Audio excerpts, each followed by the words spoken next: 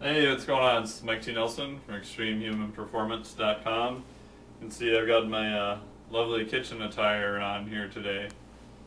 Yes, What, it's actually a lab coat. what's exploding today? Hopefully nothing's exploding today, though. I did cut a pomegranate a little while ago, though, and it looked like I killed someone in my kitchen. But other than that, I didn't have the lab coat on at that time, though. So today we're gonna make eggnog. Eggnog, if you don't know, has, you can get a shot here. This is Organic Valley, Family of Farms, Organic Eggnog. For a half cup, 180 calories, lots of fat, some sugar, a little bit of protein. So we got basically grade A milk, cane sugar, cream, organic eggs, egg yolks, and more cream, looks like, vanilla, and nutmeg, and a thickener. So we're going to attempt to make a version without as many carbohydrates and some more protein. So I made one earlier, turned out pretty good. Jody's filming, what did you think of it? It was very thick and creamy, just like eggnog should be, and it had a lot of good seasoning, which was good. Yeah, so she approves. Yes. So for a base, we're just using some cottage cheese. So you'll take about a cup and a half, probably about a cup will be good, and throw that in the bottom of your blender there. And then we've got some cream. This is real cream from Cedar Summit Farm. This is actually locally from New Prague, Minnesota. It's actually where I went to high school, actually. So, and if you haven't worked with real cream before, it's actually quite good. And when you blend it up, it actually becomes really thick. You can see the top part there. It's actually very thick and creamy. So I actually added 4 tablespoons of cream to that. So we've got about 1 cup of cottage cheese that we put in there, and about 4 tablespoons of real cream. For eggs, these are locally, I guess, grown. Is that maybe the right word? Hatched? Not really hatched. Laid? There we go. Laid. Eggs. And I just put 2 of them in there.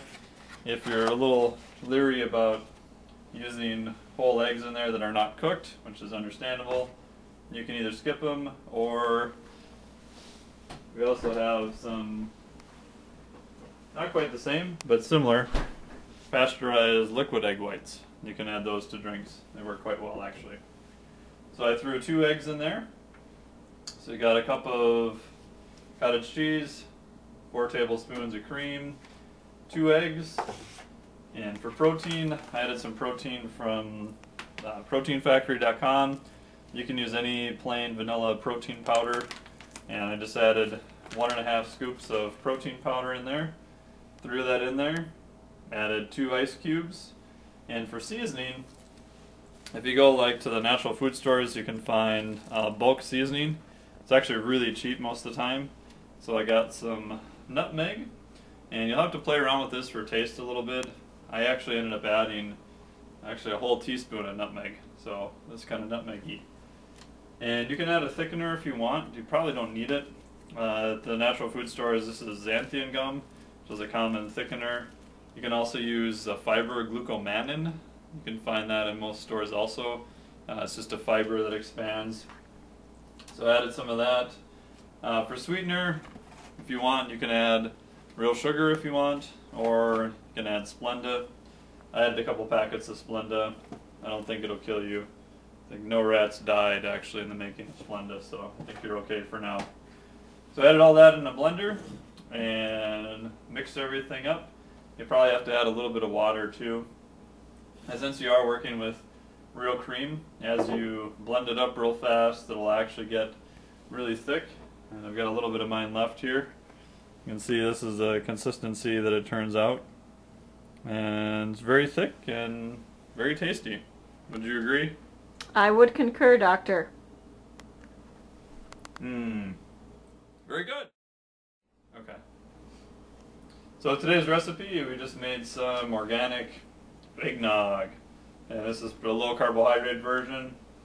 About 1 cup of cottage cheese, 4 tablespoons of cream, about 1.5 scoops protein powder, 2 eggs if you want to add that in, and about a teaspoon of nutmeg, and you can add some fiber thickener if you need, and maybe a couple of packets of Splenda to it. Mix it all up, and you're good to go. It's Mike T. Nelson for ExtremeHumanPerformance.com and Cooking in the Lab.